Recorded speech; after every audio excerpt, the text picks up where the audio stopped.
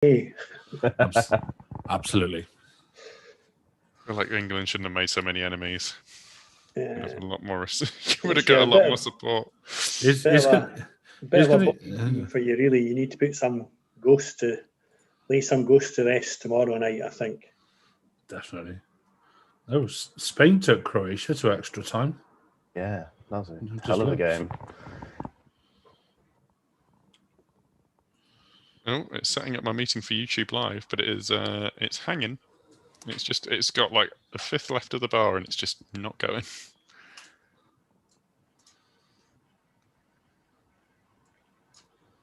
No, I'm like semi-confident going in tomorrow. I reckon a 1-0 win. I think it's realistic. Well, neither team's been playing particularly brilliantly, so one of them steps up a gear. They might just do it. Okay, right, we are now live. Cool, awesome. Right. Come on, England. Now I get to do the fun bit of putting these in, like, actually live. Then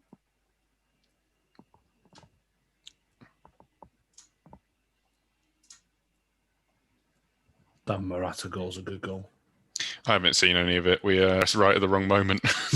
Oh, you've missed out. I'm looking at it now on the BBC Sport website. No, Fair play.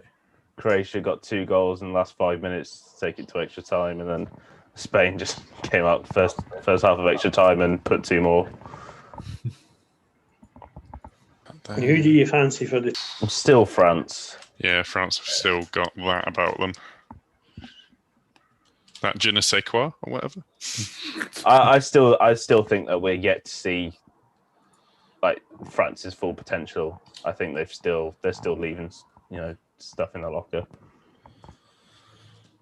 Oh, definitely, yeah.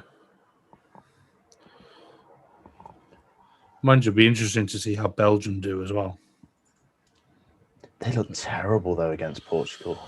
Yeah, they sort of like scrape through that a bit. You can't help but not kind of support the Danes in this tournament, though, can you? Like, you do want them to do well. But yeah, especially with everything that's happened, obviously. Yeah. Right, and just when you copy it, oh great, thanks. My internet connection is unstable. That's great. Well, that'll go well. It's going swimmingly so far.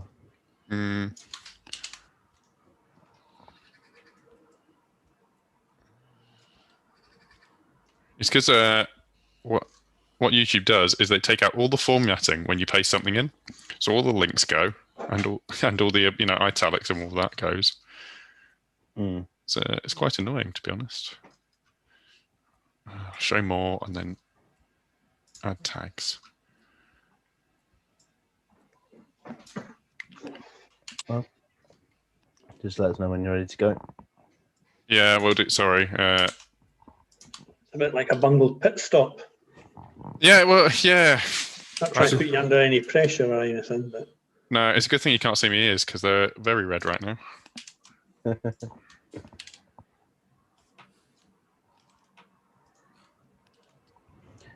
I only recently saw about this the new technical directive that's coming in for Hungary about pit stops. yeah. Basically, Yeah. stopping them being like 2 seconds. They're going to be quite a bit longer. Accusing Red Bull of having sensors that eliminate some of the human element. But I mean, I think Red Bull had a good defence. Every team's got where they want to spend their money and what they want to put their resources, and they put it into pit stops, and now they're getting penalised. I mean, F1's meant to be about technology.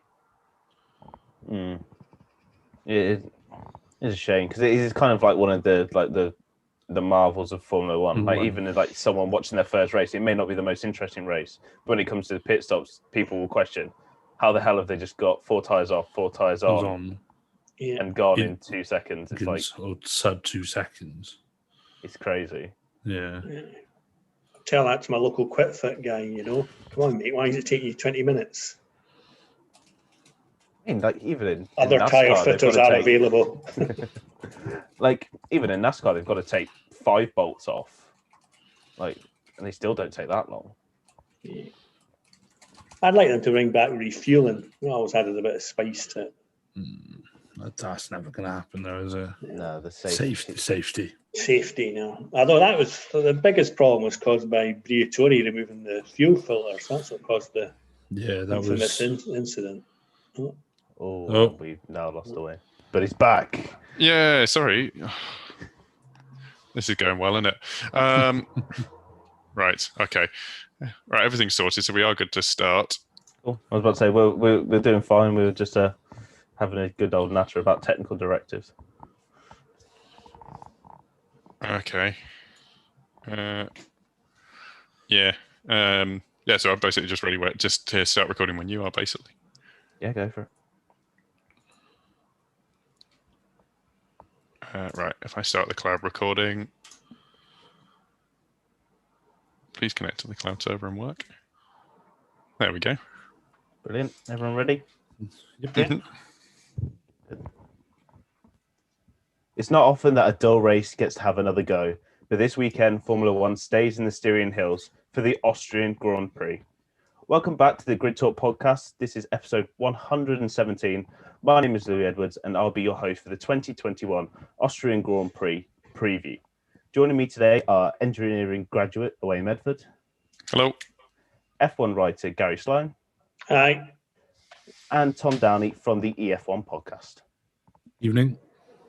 So we'll start with what seems to be our new F1 overlords, Owain, Red Bull. 4 wins in a row. If you take out Lewis's pit stop, Max would have won over by, I think, about 15 seconds he would have won by. You reckon it's just going to be the same old this week? I mean, I think all the teams are going to learn something between the 2 different weekends, and I think the tyres are going a bit softer. We know that Red Bull typically do better when there's softer compounds, at least, and that seems to suit their car. And if it's as hot as it was last weekend, I think it's gonna be really difficult for Mercedes to catch up. You know, this is the worst. What they really would have wanted was for it, to have a good performance last week, good performance this week as well. Unfortunately, it's not gone that way. Red Bull just seem to have the measure of them, and I don't think that Mercedes will be able to catch up in the time they've got, and with what they can actually do to the car. They probably proved me wrong because I've made a bunch of predictions before and previews that have not come off.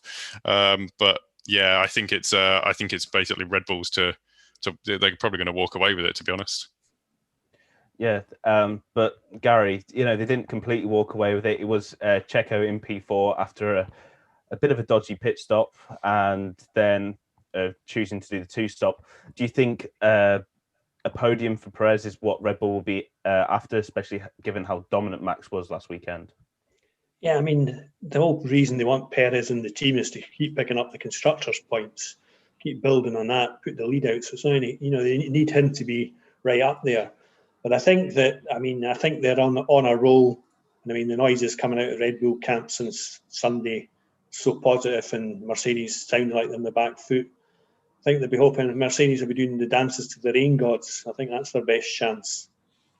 Spice things up for them. But it's definitely looking Red Bull's way. I mean, the difference between Hamilton and Verstappen against Perez and Bottas was equally as illuminating. And I don't know what the eventual gap was, but I mean, these 2 guys were just way out in front. Yeah, they were absolutely storming. And Tom, as we already mentioned later, Max would have won that race by well over 30 seconds. Eliminate the pit stop, it's still over 15 seconds. That's a lot of, for Mercedes, this is a big gap over just the course of 1 week to close down and try and, get a foothold back in this championship. Yeah, it's been a couple of years really since we've seen a sort of good fight with a team going against Mercedes, sort of like all season long. From memory, I think the last time we had this was arguably Ferrari with Sebastian Vettel in 2018, but obviously we know how that season turned out. On Sunday, Max, he got the better of Hamilton into turn when they both had pretty even launches off the line. Max's launch was possibly arguably slightly better. He was ahead. He covered off Hamilton into turn one and then just sailed off into the distance. And Mercedes never looked like catching him. Yeah, it really was. It was not even like a 2-horse race that we're used to. Sort of in this year, it was very much Verstappen followed by Hamilton, followed by the rest of the field. And Owain, with it sort of looking like it's going to even more favour Red Bull again this weekend, is it just going to be about damage limitation for Mercedes? Just making sure that, Hamilton and Bottas, if they can get ahead of Verstappen at some point in the race, just try and keep him behind for as long as possible. Yeah, I think they've got their only chance really is pressure them.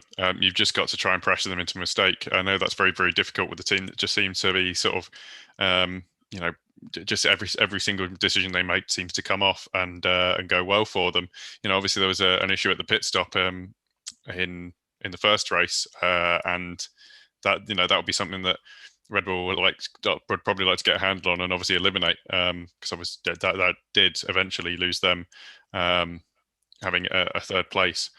But I think Mercedes really just have to go and do something weird with the strategy, or just like you say, find a way to keep Verstappen or get him behind, and hope they can sort of burn out his tires or basically bring them down to their level and then beat them with experience in that sort of theatre, rather than trying to get them on all out pace, because I just don't see them having it really.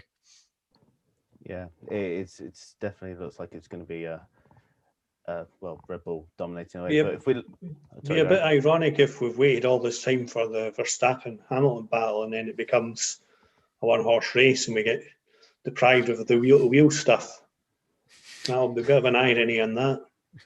Yeah, I mean, Garry, you said in the preview last week that you're expecting Hamilton, Lewis, and Max to come together at some point, but if they're too far away from each other on track, it could be a while before we see that happening. Yeah. No, I know that's it. But I hope it doesn't go that way. I hope the advantage gets home. I mean, we're wanting a real tight season, nip and tuck. I don't really want. I mean, much I'd like to see Red Bull win both titles. I don't really want to see them storm away at this stage of the season. That's the whole thing we're trying to get away from. Yeah. I think we can all agree as sort of F1 fans, we're fed up of one team dominating, and especially going back to Red Bull, at least it could be someone new. But sticking with you, Garry, McLaren, very good qualifying. Especially in case of Lando Norris, managed to get his car in third place.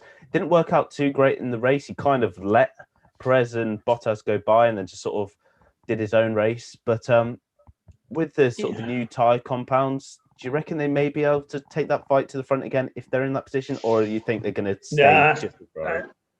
I mean, it's a hard one to call with Lando, because he definitely did just decide, right, I can't compete with these two guys, so let them past, concentrate on my own race, consolidate his position. I don't think they're there. They've got enough in the tank yet to catch them. So I think he's thinking best of the rest, cementing his position. But I mean, a tale of two drivers in that team. I mean, Ricciardo, the old one swallow doesn't make a summer. He's sort of, after the French Grand Prix, he was all, I'm back and whatever. But not a good race for him. Not a good race for him. I mean, Lando's the star that's shining there just now. Yeah, I was going to bring that point to you, Tom. Daniel Ricciardo out of the points, had a little blip with his engine, which ruined any progress that he did make in that first lap. But he has a second shot at it this weekend. He really needs to get some points. He needs to get a good finish in that McLaren, doesn't he? Yeah, it's just not clicked for Danny Ric so far this season. It seems almost like his result in France was somewhat of an anomaly on his season. And unfortunately, that anomaly was a good result as opposed to, perhaps not as good a result as he's had. If you look at his qualifying results on paper, I don't think that is entirely an accurate reflection either, because he technically outqualified Lando in Imola, and Lando had that time deleted, but Lando was on course for third on the grid. you mentioned he obviously had engine issues this last weekend now. And yeah, there was a point he just seemed to go backwards. I don't know if it was the Mercedes power unit overheating. I think George Russell had the same issue, which is what possibly caused him to retire. But yeah, it's I feel like ever since Danny Ric left Red Bull, we haven't seen him be like he was always last of the late breakers. It's like I remember he sent a lunge down the inside of possibly Bottas at Monza in maybe 2016, where he actually steamed into turn one, absolutely sent it. And we just haven't seen that from him. I don't know whether it's he hasn't got confidence in the car, or if or perhaps he's not quite used to it, or there's just something not clicking for him. And given we're at the same track with largely the same, going to be the same conditions, albeit with the tyres a step softer, I don't know if he's going to do much better this weekend. Yeah, it's definitely going to be it's going to be tough for Daniel, and he seems to be the last driver still adapting to his car. We've seen the likes of Vettel really starting to get to grips with his Aston Martin. Perez is really getting to grips with his Red Bull. Sainz win the Ferrari had a good result Alonso. this weekend. Alonso, yeah, exactly. And Danny Ric is, we're going into our 7th race, I think, this weekend. We're almost a third of the way through the season now, and McLaren are going to need more. Yeah, especially if they're going to keep third in the championship. Yeah, exactly. Because Owain, those two Ferraris in Austria looked very good. Even though the qualifying may not have been brilliant, they still managed to pull through in the race. And even Leclerc from last in the grid, almost last place after his first lap incident, managed to come back, get a decent haul of points. It could be the same again this weekend for them. Yeah, they're only 12 points behind McLaren in the constructors now, which I imagine will be worrying for the people in Woking, because another result like that, even if, assuming that Leclerc doesn't have the issues that he caused for himself last weekend, that could be even significantly worse for McLaren unless Ricciardo gets on form. But given how he's performed thus far, that doesn't look entirely likely. And what does look likely, at least, is the fact that the Ferraris might not get the headline positions at the end of the race. They're cumulatively they're really sort of thundering up behind McLaren, and based on the pace of the car this season, I wouldn't imagine the Ferrari to be able to get their team into third in the constructors. But with how small the gap is, it's looking increasingly likely, and it's kind of almost a matter of time if things continue the way they're going now. Yeah, it really could be. And Garry, like we saw. What we saw in Paul Ricard with the Ferraris is the Ferrari, dropping like a stone to coming into Austria, having such a great result. It's only going to carry even more momentum, especially when there is a failing McLaren and, they're both drivers looking equally as strong and looking to get as good. Great weekend for them. Great comeback, because if they had another poor weekend, then that's when all the doubters come in. So a great weekend for them. And I think both drivers, outstanding race. Leclerc made another one of his errors from the opening lap that he has history on, but great comeback drive. Both cars looking good, and they'll be wanting to try and put that edge pressure on Ricciardo as well. Pressure's on him now. They think maybe Norris is on a roll, but I think they can sniff the McLarens, so they'll be going for them. Yeah, it was a very good showing from Ferrari. And now we move on to AlphaTauri, Tom. Pierre Gasly did a great job in qualifying. Did get a good start, but it all went terribly wrong for him before he even reached what is effectively turn 2 at Austria. But he's got another shot at it this weekend, and I think that's quite important, especially for AlphaTauri and their place in this sort of midfield. They've got another shot at it. Could Gasly possibly repeat his performance from last weekend? I think Gasly's got every chance of repeating the performance he put in last weekend. last season and indeed this season, Gasly has just kicked on to a different level. He's really turned into a sort of arguably top level driver, or certainly one of the top level drivers on the grid now. He's really comfortable in that AlphaTauri. It suits his driving style. He's got a great relationship with his race engineer.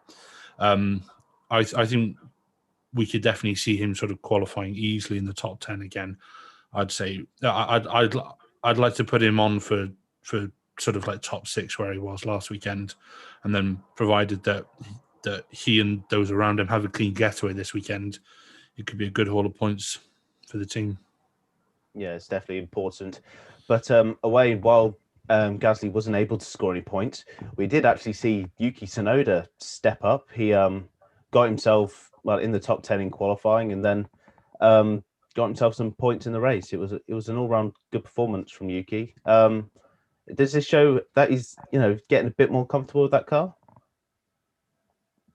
Or I think Owain's gone. So Garry, I'll move that question on to you.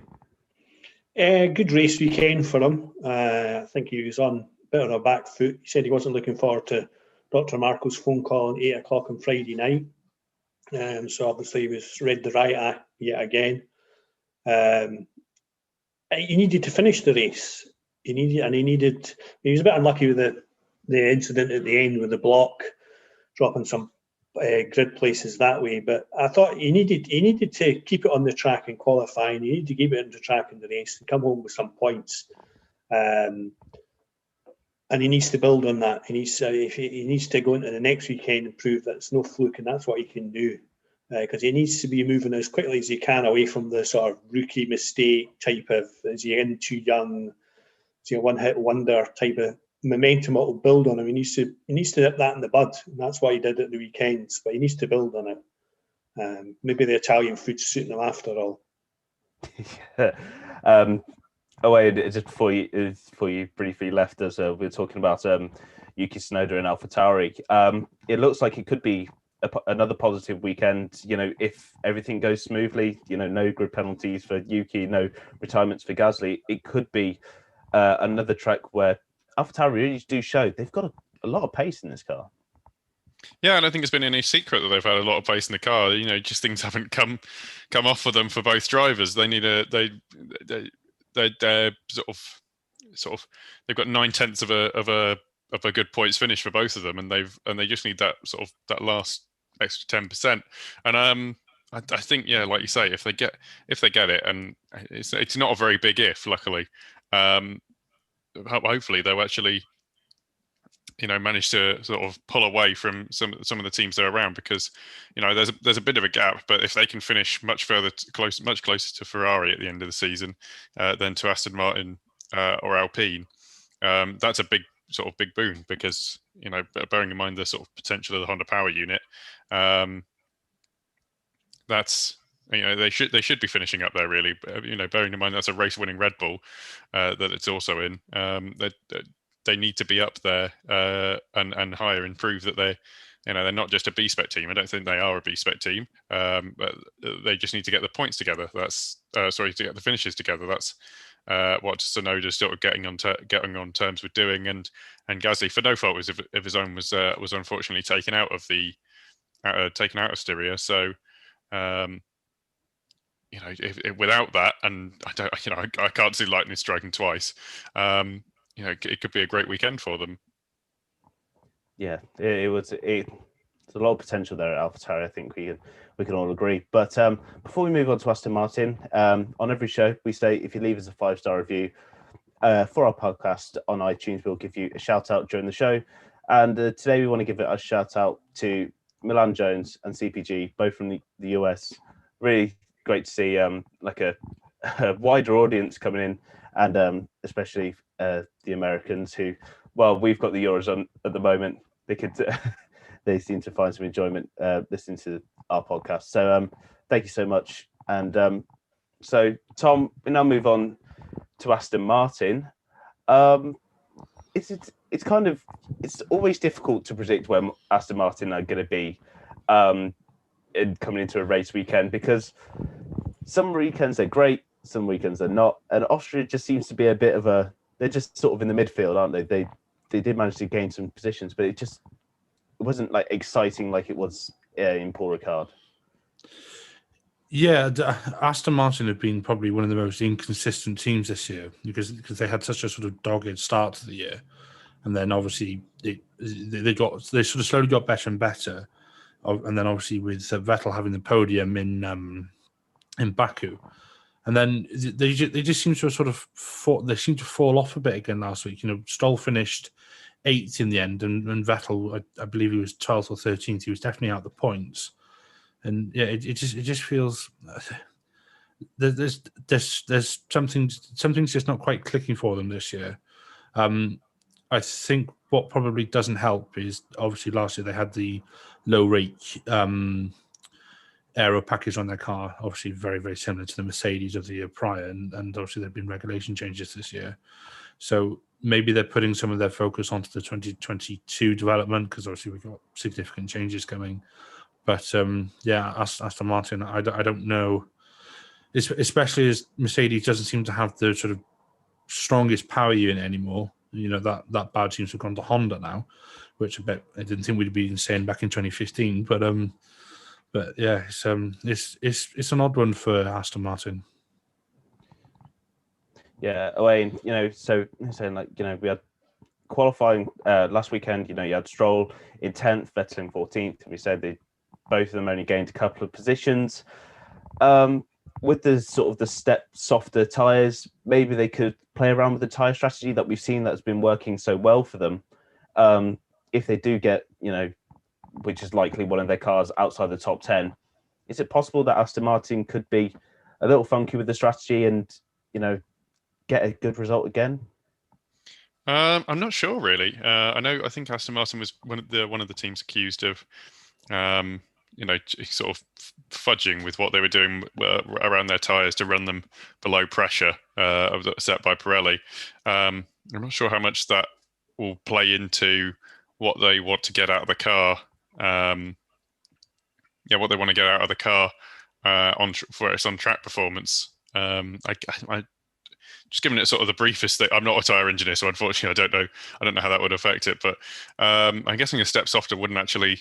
It would probably go against them, really. It'd be even easier to get heat into the tyres, which I think is maybe what they don't want happening. Obviously, that temperature and pressure is sort of is the antithesis to it's the opposite to what they want to be happening. So I think, to be honest, you're probably right.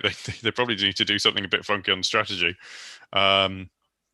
mess around with it a bit, and just run their own race.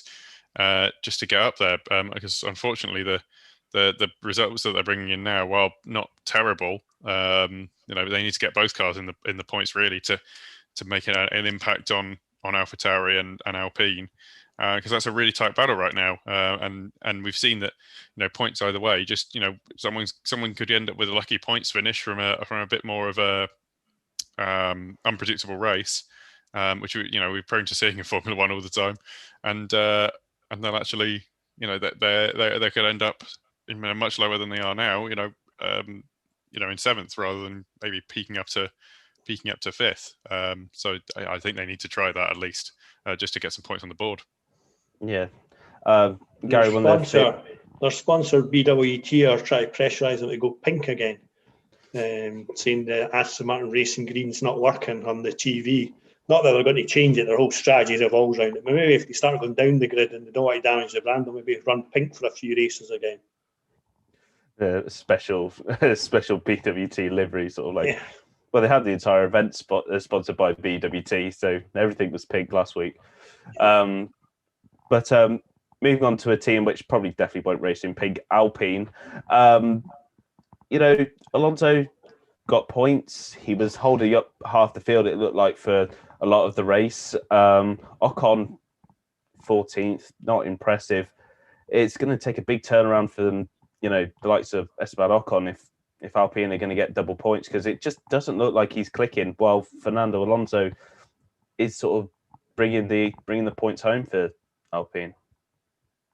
Yeah, I think Ocon's got to be the luckiest guy in Formula One just now, bagging a 3-year deal on a on not particularly outstanding performances. And I mean, Alpine were bigging him up through the week, saying he was the next Alain Prost. I mean, I don't know where they're getting that from, but I mean, I've always said the jury's out on him, but I think one thing he's got to worry about is as Alonso gets more bedded down now in the team.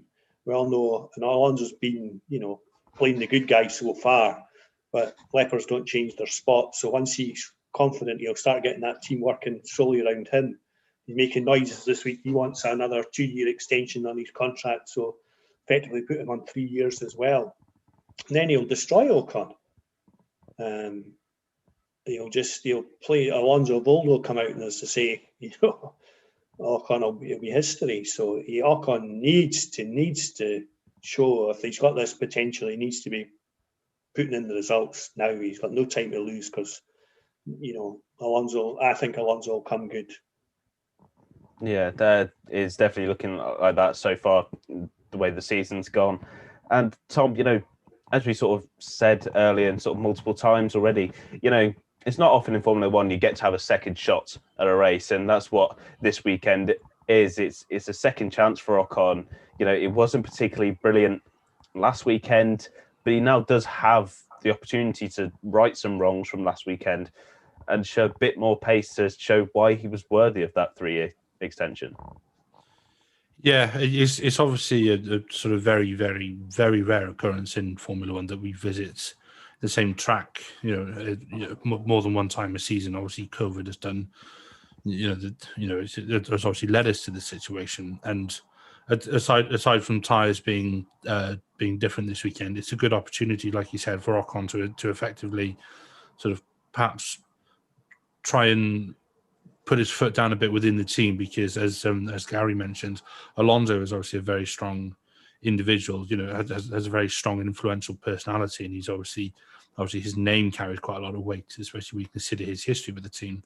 So this weekend, Ocon needs to really sort of like get that car at the very least into Q2, because if I remember rightly, I think he was 17th starting on the grid, and he finished the race 14th, bearing in mind we had 2 DNFs. So not a good weekend to begin with. And this weekend, he really needs to get that car. Well, really, he needs to get it into the top 10. He needs to be within, say, 0.2 of Alonso. Yeah, it is. Despite this contract extension, I think we can kind of agree that it is crunch time for Ocon. He does need to show why he's worthy of that. Because even though he does have a 3-year deal, that doesn't mean it's concrete. Doesn't mean that Alpine can, terminate that. Yeah, and I know from experience, anybody can just be bought out of a contract, or contracts can be terminated due to poor performance. And you've got to look at people like Gasly in the AlphaTauri, because he's not going to want to stay there forever. And especially if Alpine sort of like get themselves further up the field, Ocon's got to be looking over his shoulder a bit. Yeah, he definitely needs to keep an eye out. So away we move on to the kind of F1.75 really that we have sort of going on. We start with Alfa Romeo. Not a terrible result for Kimi Räikkönen, P11. Antonio Giovinazzi 15th last weekend. I highly doubt points are really on the cards this weekend, but you never know. It wasn't the worst performance we've seen from Alfa Romeo this season. No, it's not. It's fairly solid, and it looks a little bit bad for Giovinazzi, bearing in mind that he's much younger than Räikkönen is, and Räikkönen's going there almost breaking into the points. We got he's one more retirement, or a bad sort of piece of contact, a bit of contact between a few drivers in front, and he's in the points again. So I think it's opportunistic taking when they can get them, when they've got a bit more speed, is Alfa Romeo's kind of thing. And they're very. It's unfortunate because Williams were going fairly well, and we're fairly fast at the Red Bull Ring. So they could have found themselves actually behind them in the championships by now, but they're not much that much further ahead, but they're putting in what's needed, and they've got the points when they need to. I don't think they're really, like you say, points aren't really on the cards, and it's a toss up now who gets where, based on the sort of, the speed that they have in the car. I don't see them doing much better than they've got. I think Raikkonen's 11th place, is a bit of a fluke. And I think Giovinazzi's probably a bit further back down than he should be. I think they're more of like a 13th, 14th place sort of car. That's where I see them ending up. But honestly, it's kind of impossible to say at this point. Yeah, Garry, it's definitely just going to be a case especially for Alfa Romeo, of just keeping their noses clean. I think, was it Antonio Giovinazzi was caught up in with Gasly, because Gasly went into him off the start, or it might have been Kimi. One of you might. I think it was Kimi. It was Kimi. But yeah, for Alfa Romeo, it's just keeping the nose clean, and being opportunistic, as Owain said. They've got to be there to score the points, and even though it may not come to them on pure pace alone. Yeah, I'm just making up the numbers just now. I can't get motivated much to see much about them. They're making up the numbers. The whole, as I think I said in last week's show, it's not working for any part of that. It's not working for the sponsor. It's not working for the team. Not working for the drivers. It's just a nothing just now. Vassar came out last week and it's announced he's only on a month-by-month contract. He's a very talented individual. There's something going on there that not got him signed up for a longer period of time, because, if he was to leave that team, they just nosedive. He's the one guy, he's very underrated as a team principal. I think he's, so many strengths. The one sort of shining light of the team, and then we find he's only employed month by month, although he said he's not concerned about that, but it seems a strange setup. But Tom, going on to a team where there might actually be a bit to talk about, Williams. George Russell was doing amazing. He was doing so well. If it wasn't for his pressure just tanking in his car, he could have scored some points. But as I've already mentioned, he's got another go. He can go again. Could he get points? That is I think the pertinent question here. Could George Russell, on pace, get points this weekend? It's definitely possible that Russell could get points. I mean, we saw him running obviously P8 in the sort of opening stint from on in the race on Sunday just gone, and as you mentioned, Louis, if it wouldn't have been for a for a I believe it was a hydraulic pressure issue, because when he pulled in for his first pit stop, you saw Williams wheeling the hydraulic tanks down the pit lane to top up his car, and then obviously he had a retirement later on. But there's something about George Russell and the Williams. Whenever he is in a point scoring opportunity, something goes wrong. Whether it's spinning out behind the safety car in Imola, or it's a strategy call or a slow pit stop. The one time when it looked like he perhaps wasn't going to fall completely backwards down the order, because he is obviously an extremely good qualifier, but the race pace, maybe with the Williams especially, leaves a little something to be desired. Given what we saw from him last weekend, I think this weekend coming, there is definitely the potential to see him finally scrape a point for Williams. Yeah. It's not now. I'll keep one member of the Grid Talk podcast very happy. Yeah, it would. But Owain, we're so used to seeing the Williams, sort of drop like a stone, sort of coming off the start. It falls all the way back, despite how well George has, done on a Saturday. On a Sunday, it looked quite poor, but it just seemed to be a track which, especially for George, it seemed to suit him, seemed to suit the way he was driving. So could another good qualifying, which is likely given it is George Russell, it really could be something that may not be so bold this weekend. Okay, based on what's happened over George Russell's F1 career thus far, I don't really want to talk about it, actually. I don't want to say any words. I don't want to add to that critical mass worth of positive feeling over what he could achieve on a Sunday, because It just doesn't seem to come off any time it happens. I'm just going to say yes. Yeah. I know that's a cop-out answer, but I don't want to say any more about it. Well, I'm keen to keep prodding the bee's nest, which is George Russell getting a point of Williams. What have you got against George Russell, Louis? He was there on merit. Is the other good positive. That's the thing, yeah. It wasn't because of retirements, or he was there on merit, and I just think the racing gods haven't been kind to him. It's going to happen, right? Like, surely. You keep doing anything. Keep doing the same thing over It's and over again. a bit like England against penalties with Germany. It's got to come right one day, Just not anytime soon. Guys, come on. Spoken as a bitter Welshman. Anyway, Gary, you've drawn the short straw here. Haas, where are they going to finish this week? Oh dear, no. That's a hard one. I think Mazepin spun twice, once in free practice and once in quali. I don't know. Have you seen the video they've put out with him getting his present from Steiner? That is brilliant. Crass, And they're saying it was to try and change his image on social media, and you just think, I mean, to be fair to Mazepin, he laughs and he takes it in good humour, but you think, Steiner, what are you playing it? I mean, you've got a reputation. Some call him the village idiot. Well, you're just playing into that. Yeah, I hate to think of the memes that'll be going about with those two. Also thought it was eliminating that. Schumacher had said that he's not got his seat's crooked in the car. There's all Vettel was saying about breaking it and all that joking. But the harsh reality is it's about 250k to replace the seat. That's why his seat's still crooked. They're simply not. They're not going to get any performance out of giving him.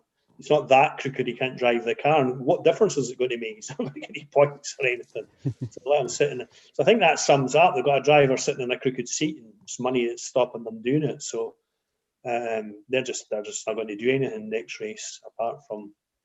I mean, all you hope for is for both drivers to keep it on the road and save them a bit of cash. So they're not, as I said last week, if they keep pranging it, then that's just going to end up in a disaster for them. And Schumacher's doing, as I said last week, he's doing all that can be expected of him. I think the only measure is his teammate, although, it's just sad. Just sad. Yeah, I mean... Just as well as no relegation in Formula One. Yeah. I mean, you say don't prang it. Yeah, sorry. You say don't prang it. Don't prang into each other. I mean, Tom, I was going to ask you, like they've been having some seriously tight battles in the last few races. In Baku, they almost crashed into each other. God, yeah. They had a bit of wheel to wheel in the last race. I think Gunter will be looking at this weekend going, well, let's hope we just don't have too much close racing, because I think it could inevitably end up in both Haas taking each other out at some point. Yeah, now, funny enough, this is a discussion we were having on the EF1 podcast, I think either last week or the week before. There's just... there must be team orders soon coming with Haas because... Yes, well, obviously they're not battling for points week in, week out, and they are just trundling around at the back of the field. However, if those two drivers wipe themselves out, that is still going to cost the team a significant amount of money. For example, when Schumacher crashed in, I believe it was FP3 in Monaco, that cost the team something like apparently either $250,000 or $500,000, which is a lot of money. Obviously, if you have two drivers who do that, you're then doubling or maybe even over doubling the bill because you've got all the man hours to repair the cars as well. I think we just lost Owain again. He's doing a Houdini on us. It's with Haas. It's just I said on the podcast that we had with the F1 last week or the week before that Schumacher is essentially stuck because there's not an awful lot he can do because Mazepin Senior is effectively bankrolling the team. He can't exactly just like go rogue, if you like, because Daddy Mazepin is just going to pull the strings, and then Schumacher could be out on his Todd. Because while Schumacher does bring sponsorship, that car is basically the Russian Federation F1 team. on the circuit. It might as well be called Putin F1 or something, because that's as much influence as Mazepin has in that team at the moment. And yeah, I mean, Haas is just Haas at the moment. We've seen those two getting pretty racy several points this season. I mean, Monaco down into the hairpin. It was either, I can't remember which driver it was, but one of them actually sent it up the inside of the other one on the first lap. That could have ended in tears, because obviously wide cars, Monaco, narrow track. We've all seen what happens there, and yeah, it's just Haas. I just feel for them. Well, I do and I don't. Yeah, it's mixed emotions, because I think everyone has mixed emotions when it comes to Haas, because we all want Schumacher to do so well. We want him to sort of push on and live up to even just a little bit of what his father did, and then you have the other one, the one who shall not be named. It's not good news for Liberty Media as well. I mean, they put great stall on the fact that it's going to be an American team. And it's not an American team, it's looking like a Russian team. And as an American team, it's just turning any American viewers off, I mean, it's what the American team's a bit of a joke just now. So it's not good for the F1 generally. No, There's great high hopes of an American team coming in, and, they're all their big part of their business models to expand in America and whatever. So it's not good news for the sport either. It's not good news to have 3 teams performing so badly at the back. It's not, it's not good for the sport. It's not good for the fans. It's not going to be good for driver and team morale either, because if you're going into a race weekend thinking, oh great, I might sneak a P12 if there are a couple of retirements and I finish ahead of two Haas and one of the Alfas and one of the Williams or something. It's just for people like, especially people like George Russell, who are trying to work their way up the grid, that's got to be quite demoralising to do week in, week out, especially with all the sort of like contract talk, well, not so much contract talks, but all the sort of rumours that are floating around about that second Mercedes seat and all the rest of it. That can't, that can't be easy, and for the teams as well. Yeah, but it's a rough situation which is going on, especially with all those teams at the back and what's going on in Formula One at the moment. But hey ho, when has F1 ever been perfect with it all going smoothly? Very true. It's just the show which is Formula One.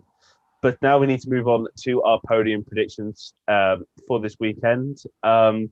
So actually, Tom, we'll start with you. Who are going to be your top 3 for the Austrian Grand Prix? I'm going to go all out there, and I'm going to say Verstappen, Hamilton, Perez. Nobody saw that coming, did they? Garry? I mean, it's hard to argue against it, really. I mean, Verstappen and Hamilton are so far ahead. You've got to fancy him for 1-2, and Verstappen, I think, has got the edge because of the power. And then really third place, yeah, Bottas is good round the circuit, but I think Perez has got more gumption about him just now, and he's very good in the tyres, and they've made the softer compound for this race coming. Yes, I agree with Tom. I think it's a bit predictable, but I think that's how it's going to end up. Okay. Owain, you're going to make it 3 for 3 with... Oh no, I'm going to say it as quickly as possible, because I'm just apparently my internet's spluttering to a halt, unfortunately. Yeah, you're kind of like the Haas of this podcast just now. Yeah, I feel like it. I need to get spinning out. Oh yeah, I'll get an upgrade for next week. Something they'll never get. No, I think it's going to. I'm actually going to go with Verstappen, Perez, and then Hamilton. So I'm going to really switch it up on everyone. A Red Bull 1-2 at the home circuit. Ooh. Yeah, a boy can dream. A boy can dream. It's funny enough, because I have to agree with Owain. That was going to be my prediction. It was going to be Verstappen, Perez, Hamilton. I think it could hopefully be a good race weekend for Red Bull. And, maybe a 1-2 could be on the cards. But now we move on to the bold prediction. So, Tom, bold prediction for this weekend. Mazepin keeps it in a straight line. No, no. Seriously speaking, I'm gonna say it, and Owen, you might want to cover your ears. George Russell makes it into Q3 and gets a point. There, Okay. I said it. It didn't work. It didn't work. It didn't work. I still heard it. Well, we have the tradition on this podcast. Someone always says it. Garry? I think one of the Alpha Tauris coming in third or fourth. I think that'd be a dream for the whole Red Bull setup, and I think Gasly's got the potential to do it, and Yuki might just, surprise us all. If he doesn't block in qualifying, yeah. Doesn't cause a red flag in qualifying. Yeah. And Owain? Oh, bold prediction. I'm going to go with a double points finish for Alfa Romeo. Ooh. Wow. That is punchy. See, I have my own sort of traditional bold prediction that I have every time, and that is Nicholas Latifi will score a point, just because I want to see it happen, that Latifi gets his first point in a Williams before George Russell, just because it would be funny. Well, Kubica did it in 2019, so exactly. So that is my bold prediction. So thank you guys almost so much for listening. I should say. So that's all from us today.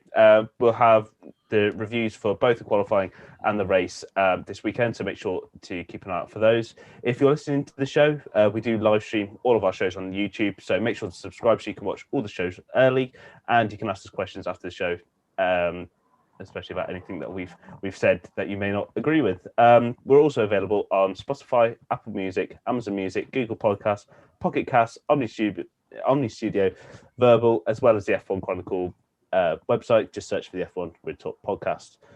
We have a huge back catalogue of shows, so if you're stuck for something to listen to between race weekends, we have over 100 shows for you to listen to, including interviews with Mario Zola from Pirelli, as well as more documentary style shows such as ones on Tiregate, Ayrton Senna, and the 1994 Benetton conspiracy. So feel free to check them out. I want to thank all my guests for joining me today. You're welcome. Welcome. Thank you very much. The 50% of me that managed to be here, that thanks you. Says you're welcome. So thank you guys so much for listening. We'll see you next week for the Austrian Grand Prix. Goodbye. And we're out. Yeah. And mic drop. Yeah, I'm not going to do that because this is brand new, but... Yeah, well, there we go. Yeah, stop the recording. All good. This is a clip on, so I can't really do much with it. Yeah, I'm really sorry about that, guys. Ironically enough, of course, the one time that we don't have someone who has better internet to host it, I'm drafted in, and it just all falls apart. Well, the live stream kept going. Yeah, well, in future, if we're stuck for people who don't have, perhaps as reliable an internet connection, I'll do it because my I got gigabit up and down, so it's even if it is running at like a 50th of capacity, we've still got enough for a 4K stream. Yes, we'll be fine. I've just hopped on Twitter to see the front Switzerland score. Yeah, Switzerland 1-0 at halftime. Christ. What's going on? Silly season, that's what's going on. Yeah, it could be a tournament. It's hard to call. Yeah, gosh, what Switzerland? Oh, I don't actually know because. I don't know. So it's the draw in some ways. Yeah, all the big teams getting knocked out. It's great. Yeah. It sounds like they've been keeping. I'm just flicking through the BBC Sport page now. It says halftime, take the lead, tick. Keep France's star men quiet, tick. Then have something to hold on to. It sounds like Switzerland are just basically stifling any form of attack that France have got coming forward. Wow. That's fair enough. That is a legitimate strategy. Well, yeah, to basically starve any balls going forward towards Mbappe, Benzema, and Griezmann, and then just basically soak them up. Park that bus. Right. Anyway, I've got to go because I haven't actually eaten yet, so I'm starving. But thanks very much for coming on, lads. That was take really care. Good to meet That's you right. again. Yeah. All the best. Really. See you guys. Cheers, everyone. Cheers, Cheers. man. Bye bye.